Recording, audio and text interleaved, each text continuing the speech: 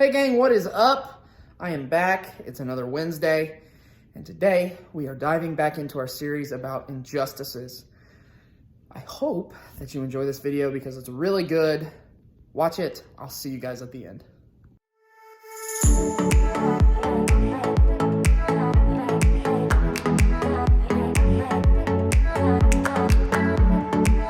Hey guys, I'm Bobby. So years ago when I was in 7th grade, I joined the lacrosse team. Now I was in a brand new school, brand new state, brand new community, and I knew that this was the move to make, right? So I joined the lacrosse team and I saw that there was one player named Kyle.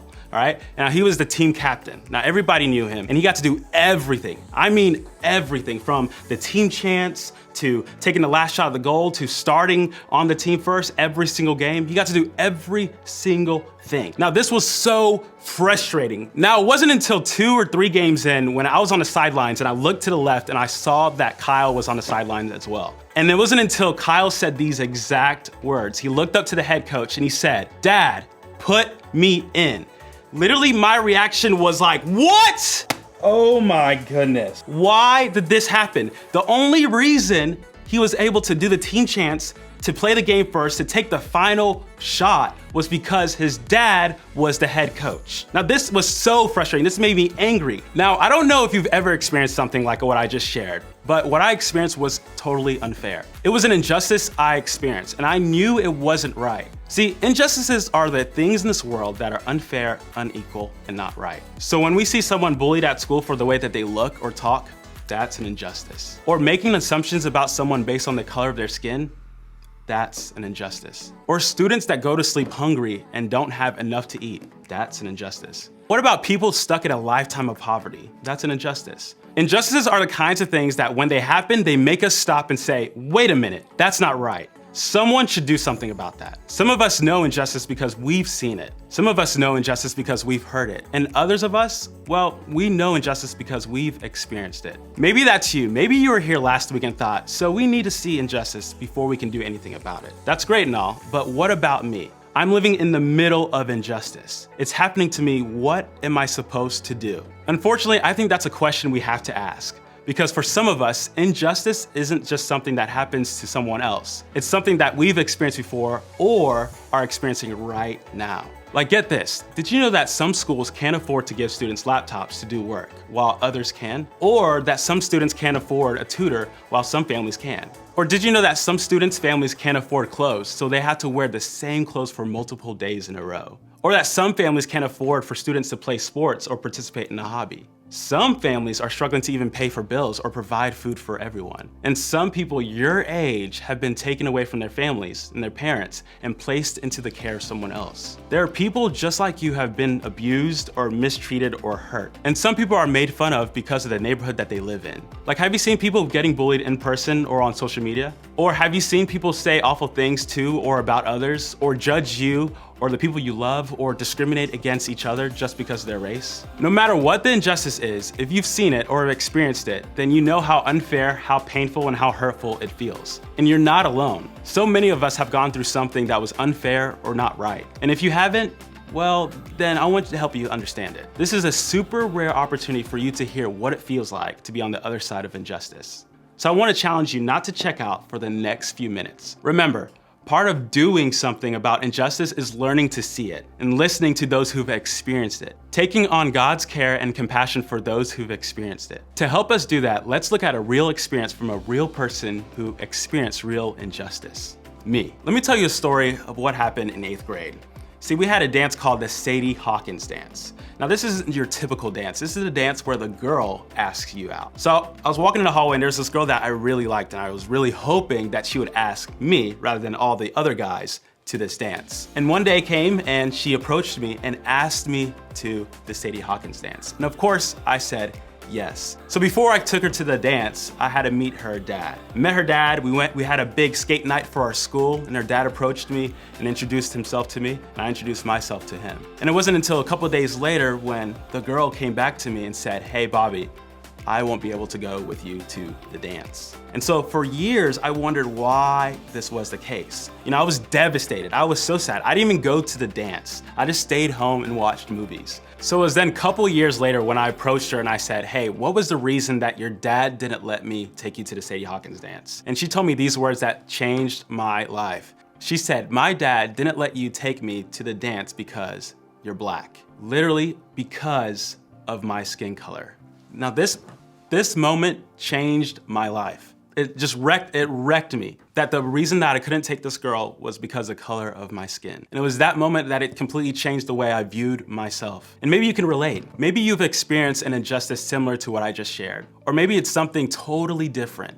Either way, you know the feeling. And it probably has you wondering, what do I do about injustice when it's happening to me, not just around me? Now, before we go on, I want to say this. You don't deserve the injustice you've experienced. All the way back in the very beginning when God created the first man and woman, Adam and Eve, God tells us that we humans have value because we're made in his image. We might not be able to see God to know what he looks like, but we were created by him to show others more about who he is. And because of that, you have value. Nothing will ever change that. You are made to be treated with respect, and it's not your fault that you were born into a broken world with rules, traditions, and ideas about people. Those injustices you experience, they say a lot more about the brokenness and the hurt and the people who are putting you in that position than they do about you. That being said, let's take a look at some people who have experienced injustice together. See, in ancient times, there was a crazy king named Nebuchadnezzar. Now, this powerful guy had conquered and captured God's people. And let's just say he was used to getting his way. As a matter of fact, he decided to build a giant, and I mean giant golden statue that stood up to 90 feet tall. And then he ordered everyone to bow down and worship this statue whenever, and I mean whenever they heard music playing. And if they didn't, they would be thrown into a blazing fire. That's a lot, right? Well, there were 3 Jewish leaders named Shadrach, Meshach, and Abednego. Hold on. That sounds like a rapper group, right? Like Shadrach, Meshach, and Abednego, like bam, bam, bam. See, these guys worship God, and because of that, they refused to bow down to the statue. Good for them, I say, right? But people who were loyal to Nebuchadnezzar had other things to say about it. They plotted against Shadrach, Meshach, and Abednego, and basically they snitched to the king. Now, you can probably guess that the king wasn't at all thrilled by these news. Actually, the author of the book of the Bible where this story is found wrote down that in a furious rage, the king ordered Shadrach, Meshach, and Abednego to be captured. He gave them one more chance, and I mean just like one more chance, to bow down and worship when the music played, or they would be thrown into the blazing fire. But even in the face of this punishment, these 3 guys stood their ground and refused to worship anyone other than God himself. So, of course, the king was in full rage mode, like angry, like mad, and he ordered them to be thrown into the fire. And just like that, Shadrach, Meshach, and Abednego were tied up and thrown in. Now the flames were so hot, and get this, like this is crazy. The flames were so hot that the soldiers that threw them in died from the heat. Insane, right? Now, we can all agree that this situation is totally and completely unfair. What happened to Shadrach, Meshach, and Abednego wasn't fair. It wasn't right, and it certainly wasn't something that they deserved. So, what happened? Let's read. "Look," Nebuchadnezzar shouted, "I see 4 men unbound walking around in the fire unharmed, and the 4th looks like a god." Then Nebuchadnezzar came as close as he could to the door of the flaming furnace and shouted, "Shadrach, Meshach, and Abednego, servants of the Most High God, come out. Come here." So Shadrach, Meshach, and Abednego stepped out of the fire. Then the high officers, officials, governors, and advisors crowded around them and saw that the fire had not touched them. Not a hair on their head was singed, and their clothing was not scorched. They didn't even smell of smoke. Now, we're not entirely sure who was in the fire with these men. Was it God? Was it Jesus? Was it an angel? Was it someone else? I don't know, but one thing is clear, that God did not allow them to be alone in this situation. He didn't leave them in the fire to burn by themselves. He didn't let them suffer or experience the injustice by themselves. And that's a big deal, because it shows us that the same is true for us. We don't have to experience injustice alone. In other words, when you experience injustice, you don't have to face it alone. You're never alone when you face injustice. In fact, Jesus demonstrated that when he came to earth. He came to be God with us.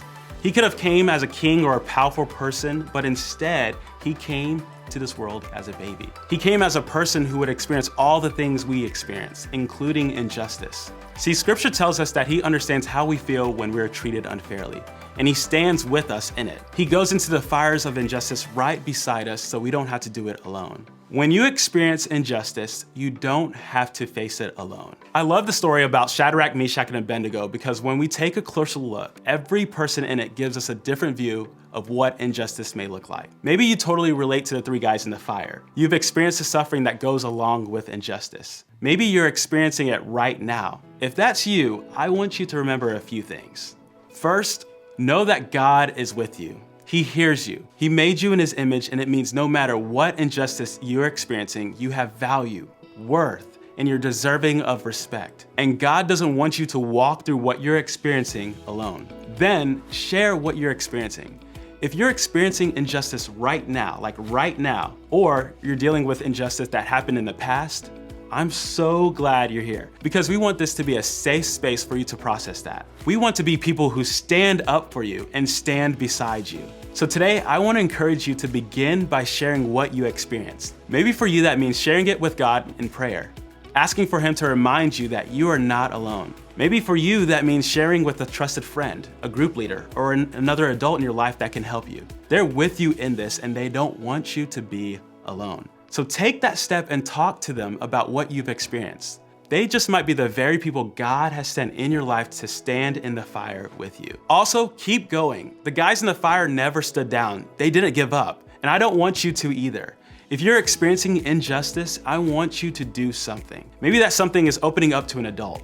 Maybe that something is standing up to yourself. Maybe that something is joining an organization who is already working against that injustice. Whatever it is, take a step and keep going. Of course, there's the other character in this story, King Nebuchadnezzar. Now, none of you are throwing people into a raging fire because they won't worship your statue. At least, I hope you're not. But I think there have been times when, if we could be honest, we could admit that we've participated in an injustice against someone else. Maybe we're more like the people in the crowd in this story. We've stood by and watched as injustice happened to someone else, and we didn't speak up or we didn't speak out. Maybe for you that was laughing along when your buddy made a racist joke, or standing back while somebody got bullied at school, or being the bully, or listening to music that disrespects women, or watching comedians that make fun of other people's cultures, or allowing other people to take blame for your mistakes. How about if you made fun of a girl who couldn't afford new clothes? If that's you, I want you to know this. Just because you've been that person before doesn't mean you have to stay that person now. You can change. Maybe the best step you can take against injustice is making the change to be the person who doesn't contribute to injustice. You can talk to God about that too. You can ask him to help you see the places you've participated in injustice. You can ask him to give you the courage to make it right. And maybe once you find that courage, you can become the person in the crowd who's brave enough to speak up and speak out when someone is about to experience injustice. You can be the voice that stands up to injustice when you see it. Remember, when you experience injustice, you don't have to face it alone. That's why we have groups. Of all the people in the whole world, your group should be for you and listen to you. They should be praying with you and learning from you. And they should be encouraging you and cheering for you. Listen, this right now has the potential to be one of the most honest, raw, personal, and important group conversations you've ever had. You have the opportunity to see and care about the injustices happening right in front of you within your group. I want everybody to show up to that. If you've experienced injustice, how can you let the group know you need support? If you haven't, or don't often, how can you listen and genuinely care for someone in your group? Maybe the first step is letting your leader be the person for you. Or maybe all that sounds a little too much right now. If that's you, I get it. Even if you don't talk to the whole group, I hope you talk to your leader. They signed up to do this because they want to be here for you. And maybe they can be a real human reminder that when you experience injustice, you don't have to face it alone.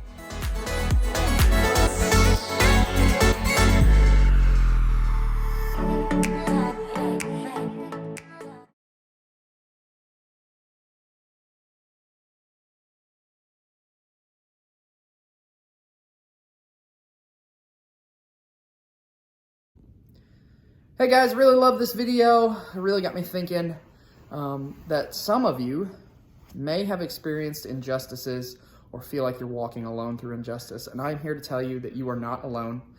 I am here, your leaders are here, and you have a God that's here all the time. And so please, please, please don't ever feel like you're walking through injustice alone. Or maybe you're on the other side and you are creating the injustice. Please come talk to us. If you feel like any of those positions are you, we would love to chat with you guys, process that, and think through these things. Small groups this weekend. I'm super pumped for our conversations. Let's make it a good one. I'll see you guys on Sunday night.